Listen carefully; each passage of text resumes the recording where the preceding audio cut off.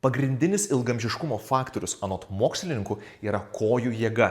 Stiprios kojos, stiprūs kojų kaulai lemia, kiek jūs gyvensit. Ir tai yra visiškai logiška, dėl to, kad jeigu žmogus neturi pusiausvyros, jisai neišeina socializuotis, jisai depresuoja. Jeigu jisai krenta, griūna, lūžta kaulai, jisai toliau greičiau sensta. Yra auksinis pratimas treniruoti kojas, tai yra pritupimas. Pritupimas turi dvi fazes ir jūs turite mokėti jas atskirti. Pirma fazė yra leidimasis žemyn be judesio juosmenyje.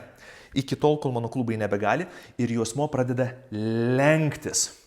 Jeigu jūs norite atlikti daug pritupimų, pastoviai ir reguliariai, jūs turite atlikti tik tais pirmą fazę. Užsidėsite ranką ant juosmens, kita ranka gali būti ant pilvo ir lenksitės į priekį, sėdmenys atgal ir leisitės žemyn iki judesio stubure. Ir tuomet vėl pakilsite.